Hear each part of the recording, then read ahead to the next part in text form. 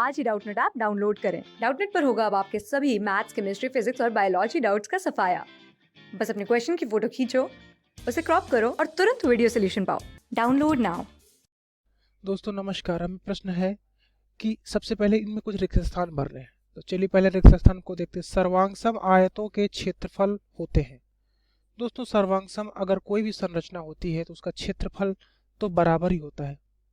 ठीक है, तो इसको हम बोल सकते हैं कि यह बराबर होगा। ठीक है, दूसरा बात है, दूसरे के बारे में चलते हैं।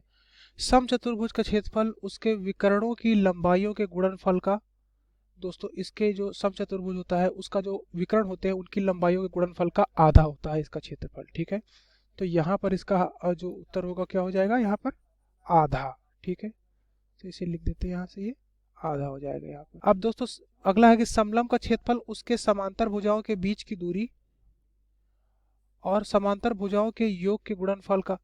दोस्तों देखेंगे इसका भी यहाँ पर जो होगा वो क्या हो जाएगा, आधा हो जाएगा। इसका जो क्षेत्रफल होता है 1/2 गुणे समांतर भुजाओं का योग और गुणे बीच की दूरी। ठीक है ना, ये होता है। अब दोस्तों अगला देखते हैं हम यहाँ से, सर्वांगसम त्रिभुजों के क्षेत्रफल क्या होते हैं। सर्वांगसम त्रिभुजों के क्षेत्रफल बराबर होते हैं, तो इसका मान हो जाएगा बराबर। चलिए दोस्तों अब अगला देखते हैं हम, और पांचवा है एक ही आधार तथा एक ही समांतर रेखाओं के मध्य बने, एक ही आधार और एक ही समांतर रेखाओं के मध्य बने त्रिभुज के क्षेत्रफल बराबर होते हैं। ठीक है दोस्तों, तो ये बराबर होते हैं। ठीक है, तो दोस्तों ये सारी प्रमेय थी। हम जानते थे कि सर्वांगसम आयत है, सर्वांगसम आयत का मतलब ये कोई आयत है, दूसरा आयत है, इन सभी की भुजाएं बराबर हैं, सर्वांगसम होगा, सारे कोण बराबर हैं। तो इससे मतलब क्या हो जाएगा, मतलब कि जो संगत भुजाएं हैं ये बराबर है, संगत कोण बराबर हैं, तो क्षेत्रफल बराबर होगा, इसलिए यहाँ बराबर हो गया। समचतुर्भुज का जो क्षेत्रफल होता है उसके विकर्ण, यानी कि कोई समचतुर्भुज है जिसकी सारी भुजाएं बराबर है, कोण कितना भी हो, इनके विकर्णों को गुणा करके उनका आधा करते हैं तो उनका हमें क्षेत्रफल मिलता है समचतुर्भुज का। समलंब का क्षेत्रफल होता है दोस्तों, ये समलंब चतुर्भुज है, इसके बीच की यहाँ पर दोस्तों ये दो समांतर भुजाएं हो गई और इसके बीच की लंबवत दूरी ये हो गई।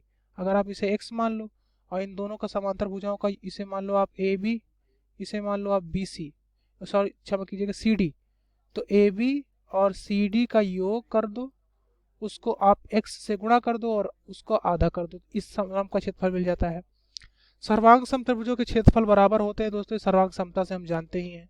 ठीक है, अब कोई भी अगर त्रिभुज है एक आधार पर बना हुआ है और दो समांतर रेखाओं के बीच में बना हुआ है, तो दोस्तों हम जानते नहीं है कि क्षेत्रफल और त्रिभुजों के क्षेत्रफल से हम जानते हैं कि दो समांतर रेखाओं के बीच और एक आधार पर बने दोनों त्रिभुज बराबर होते हैं, तो ये बराबर। धन्यवाद। क्लास 6 से 12 से लेके नीट, IIT, JEE मेंस और एडवांस के लेवल तक 10 मिलियन से ज्यादा स्टूडेंट्स का भरोसा। आज ही डाउनलोड करें डाउटनेट ऐप या व्हाट्सएप कीजिए अपने डाउट्स 8400 400 400 पर।